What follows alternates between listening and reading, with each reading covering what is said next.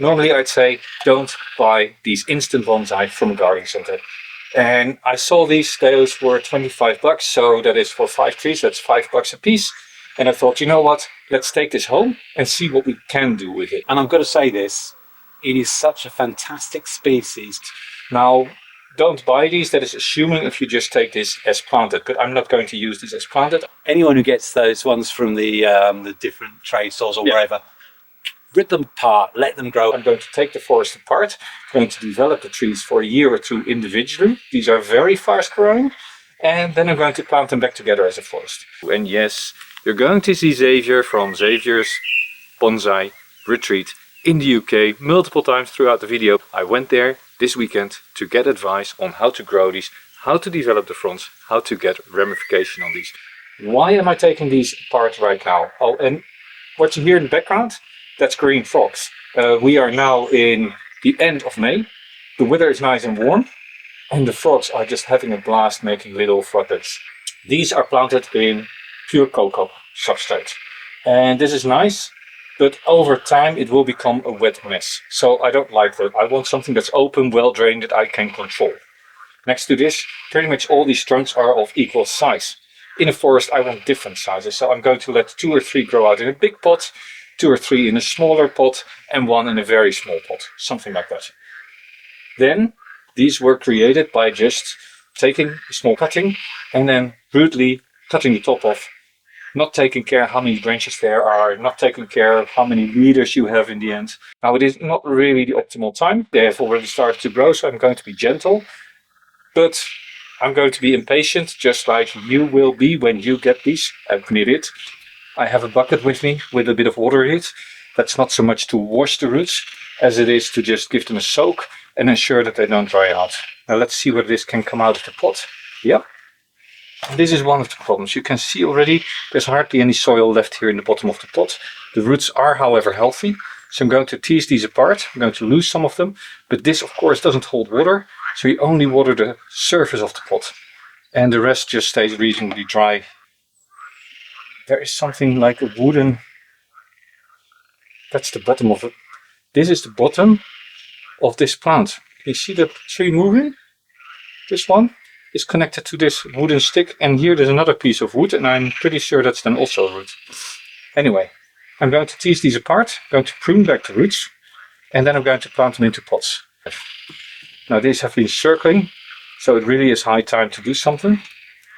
And of course the alternative would have been to just up-pot it, right? But then you still need to address these circling roots at some point.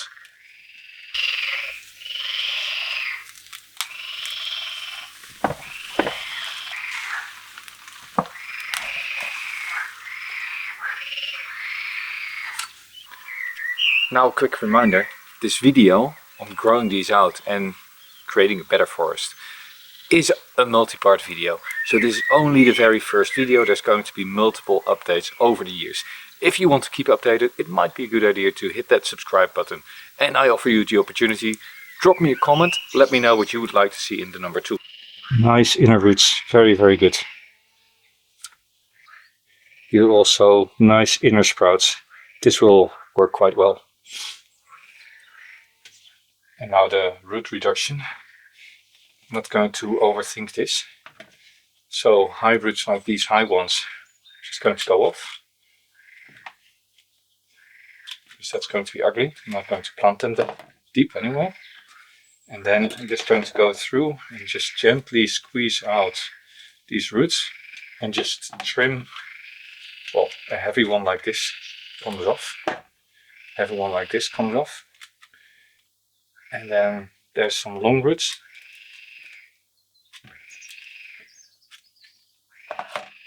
And that's pretty much it. This can now almost be potted up. Just a final check. Look, there's more of these very high roots. I of course want to get a very shallow root ball afterwards. There's a little bit of this old substrate on the core of the root ball, but that's not such a big issue. In fact, if I look at it, most of the roots come here from the bottom of the trunk. I'm going to cut all of these off that sit above the bottom of the trunk, because I can.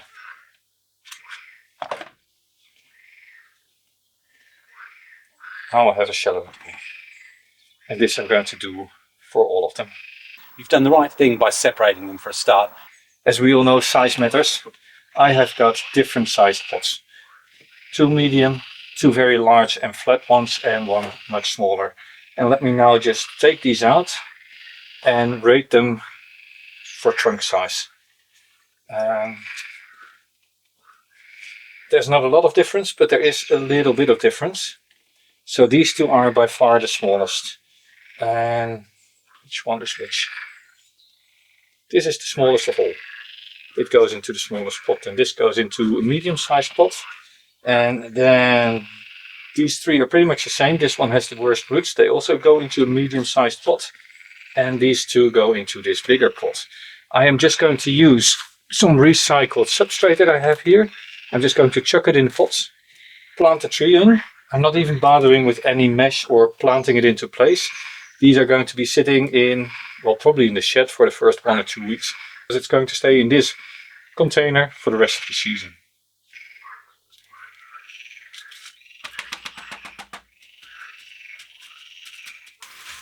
Right, can you see me? It is the end of February. So yeah, guess we are almost a year further, 10 months further than the previous shots. And it has done quite well. Look at how these have developed. The little blue pot. Yeah, that doesn't fit anymore. Now the next steps. I want to reduce all these trees. I want to go to a single leader and take off some of these side branches. Those I'm going to root as cuttings. And I want to get these stumps a little bit more smooth. Then they will hopefully more easily heal over. Let me see where this goes. Let me get some pruners and show you a few shots of how I go about it. Now, one of the things about this species is it looks like a lot of branches have fallen off, but in fact these branches are fronds, so they are leaves that continue growing, and at a certain moment they reach a maturity stage where the branch says, okay, I'm going to invest more in it, and then I'm turning it into a branch. But initially it is basically just a leaf with tiny little leaflets on it, and only when that starts to mature into brown wood, and when that gets buds, that is when you know I'm getting a branch. I'm going to prune them back, and I'm going to chuck a few of these branches into a pot to see whether they'll root. That way I'll have way more variety in the thickness of these trunks. Now I am growing these in a tray, and in the tray there's a little bit of water, and as a result all the roots have just popped out at the base. I think this year I'm not going to do anything on the roots, which is against what I said earlier. And now I'm just looking at what am I going to keep, right? First of all, I'm going to just remove some of these smaller branches here at the base. All the way at places where I think I'm not going to use them. Branches that are at the same level, they all just come off. Then here I have this whole cluster of branches. And let me get you a little bit closer so you can follow my train of thought.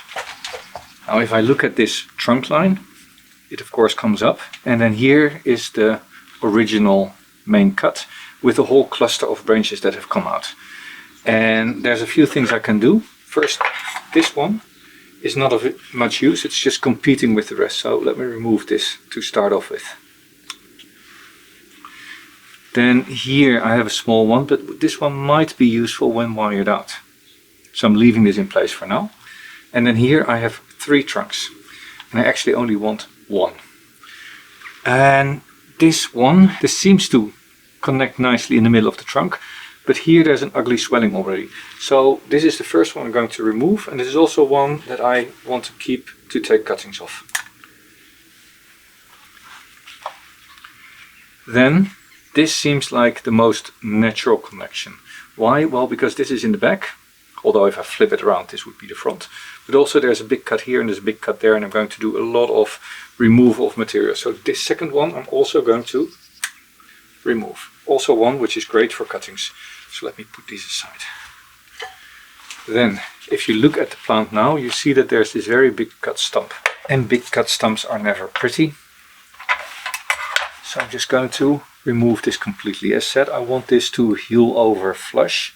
And for that, this top needs to grow strongly. But here, as much material needs to go as possible.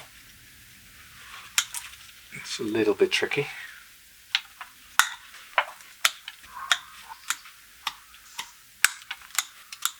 And with sufficient growth over the summer, this should mostly heal. There we go. Now it is a lot better positioned to grow out. This I might need to clean up at some point, but I'll do that at a later stage. And basically this is what I'll have to do with all of them. Just go through the whole tree, clean up the ugly cut, simplify the tree, then maybe decide whether I want to do anything, but I think I'm just going to let this shoot so it can help fill up this space. And then I'll cut back in next spring much lower. Fairly similar story here, leaving a few of these branches in place that don't compete with each other. That may aid in creating a little bit of taper.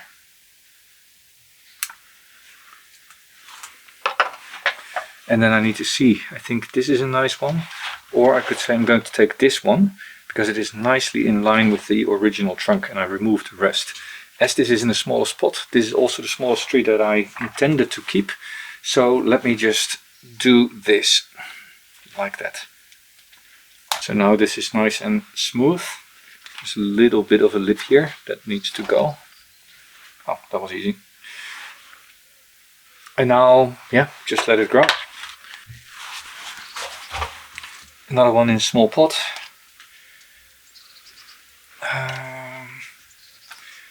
Let's just go with this one. Because in the end I want trees that are of different heights, different girth. A forest is never one-dimensional, right? They have old trunks, young trunks, and yeah.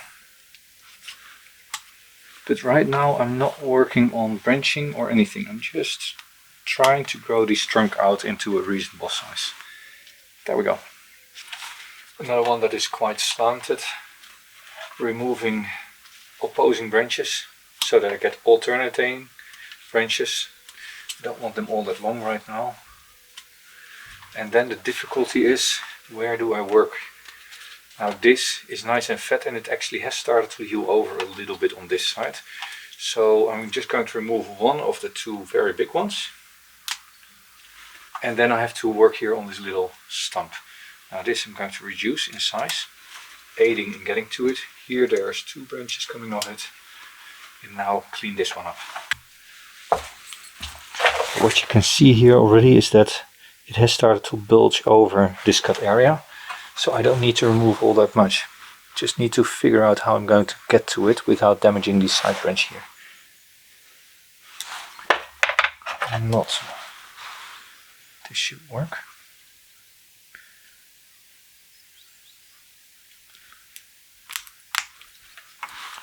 That's pretty good. And now this can heal over more easily. And this I actually consider my main tree for later. It is in a big pot. It's nice and straight up. So I need to figure out which branch I'm going to use and the rest can pretty much go. Here there are branches that are interfering with each other, so I'll remove one. This looks like a very nice strong branch, so I'm going to keep that as my future leader. I'm actually going to remove the rest, just like that. And this one in the back as well.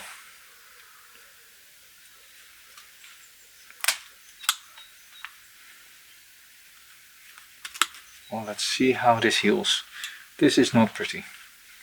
Here also this is not very pretty, so let's reduce this to just a main and a side branch. And then give this the benefit of the doubt, leave it alone for the rest of the year and just let it grow. And that is it, ready for spring.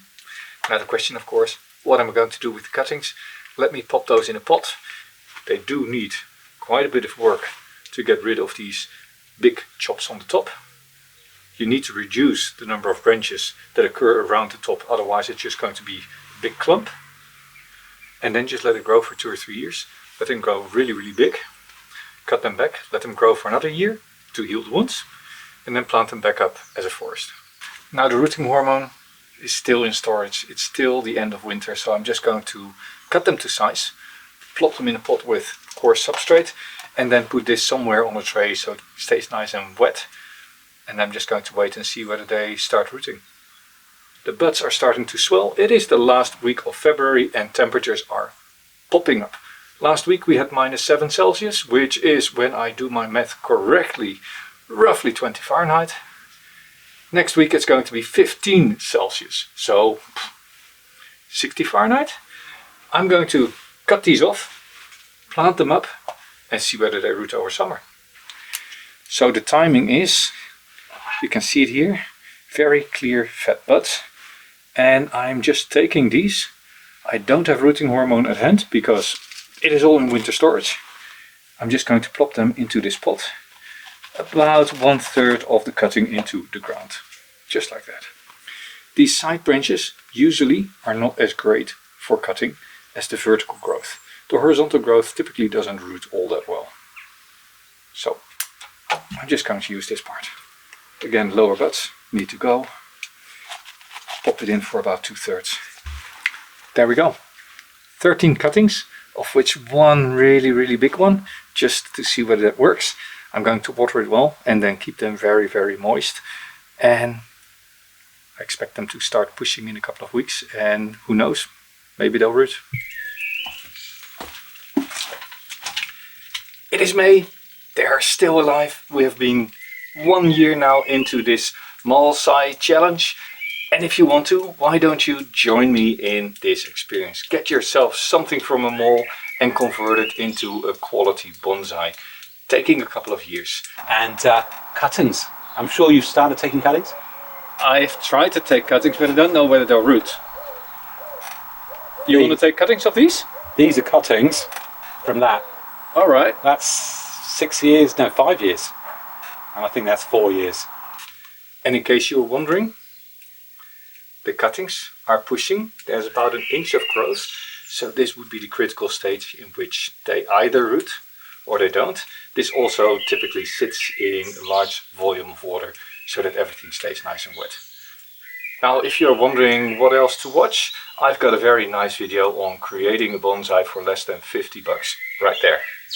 And otherwise, yeah, just look at my latest video. This was Jelle growing bonsai and the start of a Metasequoia bonsai forest by cutting everything back, regrowing it, giving it lots of water, lots of space, and yeah, you see these trunks develop.